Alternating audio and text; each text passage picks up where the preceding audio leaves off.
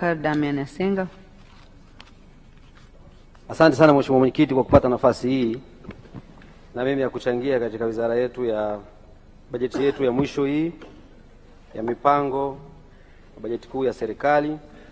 Na kama walivyosema waheshimiwa wabunge wenzangu hapa, mimi naunga mkono hoja zote mbili kwa kishindo kabisa, na nitaeleza msingi wa kuunga mkono hoja hizo kwa nguvu kabisa, kwa sababu ya mambo makubwa tumeyapata katika jimbo letu, na kwa uhakika kabisa tunacheza na tutashinda, na kwa ridhaa ya wananchi na ridhaa ya Chama cha Mapinduzi na imani tutarudi tena hapa kuendeleza miradi mizuri ambayo tulikuwa tumeianza. Kwa hiyo wale ambao wanafikiri hatuchezi na hatutakuwa na nguvu ya kushinda, tutacheza na tutashinda kwa kishindo kikubwa kabisa. Mheshimiwa Waziri, mimi nakushukuru sana wewe kwa sababu miradi mingi ambayo tumeipata katika jimbo la Kilombero, mkoa wa Morogoro na nchi yetu inatokana na mipango ya serikali, lakini inatokana na ukusanyaji wa fedha unaofanya wewe na watumishi wako wa chini pamoja na Mheshimiwa Rais wetu Dr. Samia Suluhu Hassan. Kwa sababu Mheshimiwa Mwenyekiti, hii ni hotuba yetu ya mwisho katika bunge hili kabla hatujarudi hapa Novemba inshallah kwa uwezo wa Mwenyezi Mungu. Ni muhimu kuwakumbusha wananchi wakati tunaingia hapa mwaka 2020 Novemba 21, 22, 23, 24, 25 yako mambo tulikuwa tunalalamikia makubwa katika jimbo letu. Leo nimesimama hapa kwa heshima kubwa kusema mambo yale yamekamilika. Na kama yamekamilika ni kutokana na mipango ya serikali na utafutaji fedha wa Wizara ya Fedha kwa ujumla chini ya Dr. Samia Suluhu Hassan, ndio maana tumeyapata. Mheshimiwa Mwenyekiti, jimbo la Kilombero ulikuwa unaweza kufanya yote, lakini kuna lami yao ile barabara ya lami. Kama haijakamilika ile upati, huwezi kurudi kuchaguliwa tena. Leo ninazungumza hapa, nilikaa chini kwenye kapeti, nilikaa kwenye matopi kupiga kelele kupata barabara hii. Tumepata fedha, tumeletewa fedha, leo barabara ya lami watu wanatereza kutoka Ifakara kwenda Kidatu, lami imekamilika. Sio hivyo tu, tumepata barabara nyingine ambayo ishasainiwa ya Ifakara Kikwawila, Mbasa, Lipangalala kwenda Malinyi. Tumepata barabara nyingine ya Ifakara kwenda Mlimba ambayo mkandarasi kaanza. Naomba tu Mheshimiwa Waziri anihakikishie kwamba imeshasainiwa barabara ya Ifakara kwenda Malinyi, basi ianze kwa wakati. Tumepata daraja jipya la Ruaha, tumepata kiwanda kipya cha sukari bilioni 700. Mwenyezi Mungu anipe nini tena? Jimboni kwangu zimekuja karibu bilioni 750 za uwekezaji za kiwanda kipya K4 cha sukari ambacho Mheshimiwa Rais ameshaweka jiwe la msingi na wakati wote kinaweza kwenda kuzinduliwa. Kilichobaki hapa sasa tunafuatilia tu kuhakikisha wakulima wetu wanapata haki yao.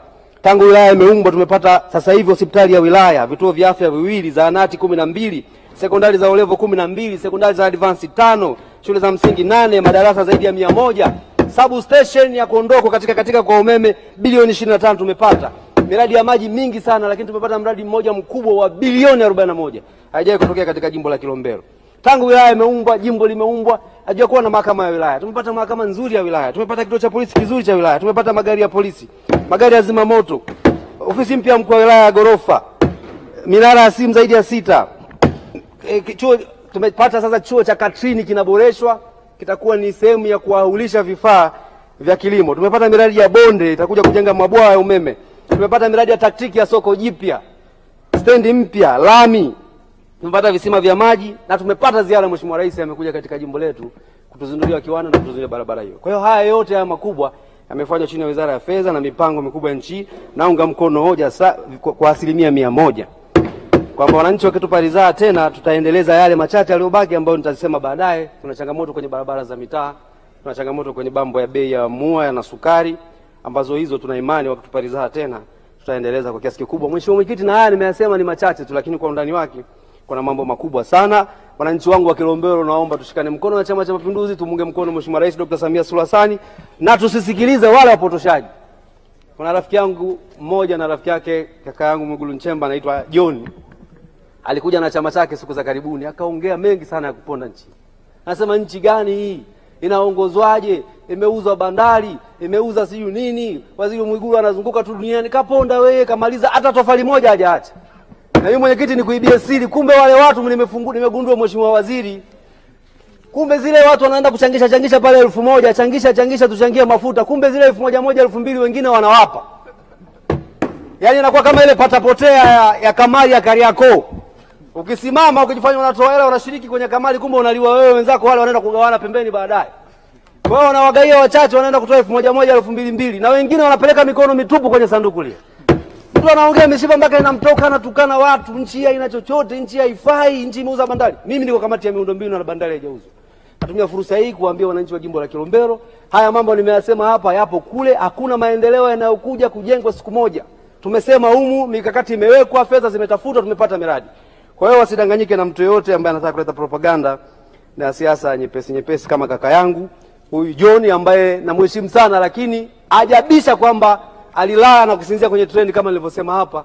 Katika bunge lililopita alikuwa mbunge, alibisha serikali ya CCM kwamba haiwezi kujenga SGR, lakini nimemkuta kapanda SGR na kasinzia kwenye SGR. Kasema kule jimboni kwangu kwamba treni japokuwa nimepanda nikasinzia, lakini treni sio babako. Mimi sijasema kama treni baba yangu. Nimesema yeye alipinga umwe CCM haiwezi kujenga treni, serikali yake sasa hivi imejenga naye amepanda akasinzia. Kwa hiyo Mheshimiwa Waziri, changamoto kama nilivyosema sisi kubwa ni barabara za mitaa, na tuna mpango wa kilomita 10 za barabara za mitaa kwa kila kata katika kata 19. Imani yetu katika mpango ujao wa serikali tukipata hiyo itatusaidia kupunguza changamoto kubwa za wananchi wetu. Tutasimamia hizi barabara za kuunganisha na wilaya nyingine, kilimo cha miwa na kituo hiko cha Katrini, haya mabonde ya umwagiliaji.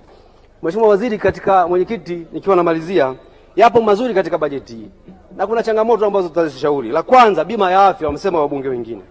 Na hapa mimi nilikuwa na maoni. Sasa hivi kuna vinywaji ambavyo tunakunywa hivi baada ya miaka 20-25 huko watu watapata BP. Kuna kinywaji kimeandikwa kabisa hii usinywe zaidi ya energy, usinywe zaidi ya moja. Lakini kuna vijana wetu wanakunywa sana huko. Hakuna sababu ya vinywaji kama hivi kupunguza kodi. Wekeni kodi iende bima ya afya isaidie maskini wa nchi hii kutibiwa. Na wapongeza sana katika kupambana na HIV/AIDS na mpango mkakati wa kuzuia bajeti ya serikali na mitikisiko ya kiuchumi. Kwenye economics wanasema certainty zinazotokea duniani. Juzi nimeona Israeli na Iran imeanza. Bei ya Isa na mafuta ishashek. Athari zitakuja kwetu. Kwa hiyo wakati huu tuko kwenye bajeti, tutazame kama zile bilioni 500 tulizozifanya zinaweza zikajitosheleza zenyewe. Naunga mkono zile kodi zote katika electricity of demand mmezipandisha. Kwa mfano bia na nini hivyo ambavyo hata vikipanda bei watu wataendelea kunywa ili viendelee kusaidia maskini. Viuatilifu mmepunguza kodi, nyongeza ya mishahara naunga mkono, kuwajali bodaboda na bajaji naunga mkono. Naunga mkono TRA, mwenda anakusanya kodi bila kusumbua wananchi. Nimeona Mheshimiwa Waziri amesema katika sera hapa kwamba hakuna kanuni inakuja sasa biashara hazitafungwa tena. Ni jambo kubwa sana, aliunga mkono. Na kwa kweli tunataka tumpongeze sana mkurugenzi wa TRA, commissioner, kwa sababu hata juzi nilikuwa TRA pale. Nimeona asubuhi kwenye maswali hapa kwamba watu wanasema ile tini miezi 6 bado watu wanatozwa. Mimi sijatozwa. Kwa hiyo wameshafanya kazi kubwa na nimeona mfano mzuri kutoka TRA. Nishati safi 80% kufikia 2034 ni jambo kubwa. Ujenzi wa makao makuu ya Dodoma naliunga mkono. Kupandisha mishahara kima cha chini mpaka 500,000 naunga mkono. Mkakati wa kupunguza importation na kuongeza exportation katika economics ni jambo la msingi sana. Mheshimiwa Waziri, tunakutana na watu kibao China kule Guangzhou.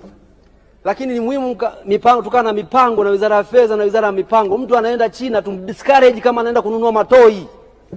Tunakutana na watu kule, dada zetu wengine mpaka unamshauri cha kununua China. Yaani mtu anaenda China anasafiri anafungasha matoi wakati kuna bidhaa za msingi katika nchi yetu. Tunaweza kudiscourage vile vitu ambavyo havina maana kwa kuongeza kodi na kupunguza vile vya muhimu kama vya majembe ya umeme. Sasa hivi kuna jembe unalivaa mgongoni tu hapa linalima kama mota. Tukadiscourage wale wanaenda China kununua matoi na vitu ambavyo vya muhimu lakini sio muhimu sana, ili kupunguza importation na kuongeza exportation. Mwisho kwa kumalizia, changamoto na maoni yangu ni swala la kodi kwa hisa ambazo hazijagawanywa kwenye makampuni. Nashauri Mheshimiwa Waziri mjaribu kulifikiria hili. Haliwezi kuwa double tax. Sisi kampuni yetu tushapata faida, tushalipa kodi. Zile hisa ambazo hazijagawanywa, nafikiri Mheshimiwa Waziri utanisaidia kulifafanua vizuri jambo hili. La pili, wakandarasi walipwe. Kuna miradi ya maji kule kwangu, kuna mzee wangu mmoja mpaka leo bado hajalipwa, tunaomba na barabara walipwe. Na hapa Mheshimiwa Waziri na Mheshimiwa Mwenyekiti tunasema kwamba ni muhimu sana kabla ya kusaini miradi mingine mipya hii ambayo imesainiwa mikubwa ya serikali basi ikakamilika. Mheshimiwa Waziri, toeni elimu kuhusu deni la taifa. Nikimalizia, nataka niwahakikishie kuna watu wanapotosha kuhusu deni la taifa. Na wengine wanafikiri Mheshimiwa Waziri Mwigulu akikaa pale anajiamulia tu kukopa. Na kuna mwananchi wangu mmoja nilikuwa namuelimisha juzi, anafikiri Waziri Mwigulu nyuma ya mlango wake kule kuna fedha za wananchi. Anasema bana, mafedha si anakaa nayo wizarani pale. Na Waziri Mwigulu anavong'aa hivi anajua basi yeye anakula tu fedha zetu. Pole sana kakangu. tunabidi mtoe elimu kuhusu deni la taifa, kwa sababu watu wengi sana wanapotosha. Naomba kusema kwamba kwenye ujenzi, kwa kumalizia Mheshimiwa Mwenyekiti, bati geji 30 sisi watoto wa fundi cherehani ndio tutatumia kujengea, kodi isiwe zero. Nondo kwa mfano chini ya milimita 16 ambazo tunajengea kwenye majumba yetu kule, kodi ipungue. Simenti ile 32.5% ipungue. Sisi tunajenga kwa tofali za kuchoma na tope, tukifika pale tunakazia nondo milimita 10, milimita 11. Bahati yangu mimi geji 28 hizo wekeni makodi kwenye miradi huko wakandarasi. Mimi geji 30 bahati ukikunja hivi nakunjika, kodi ya nini? Kwa hiyo Mheshimiwa Waziri Mwigulu umefanya kazi nzuri sana ili tuendelee kujenga majumba huko tunakokwenda. Wananchi wetu ni vizuri sana mkawasaidia katika kupunguza kodi katika vitu ambavyo wanavyofanya. La mwisho Mheshimiwa Mwenyekiti, dunia ya artificial intelligence.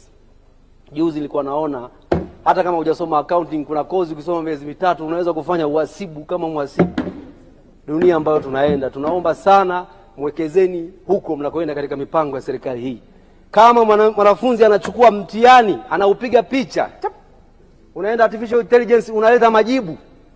Ni dunia ambayo tunakuja nayo nyingine kabisa. Kwa hiyo ni muhimu sana kupambana nayo hiyo, kuhakikisha tuna iendeleza nchi yetu katika sekta kama hiyo. Naunga mkono hoja Mheshimiwa Mwenyekiti, tunashukuru sana.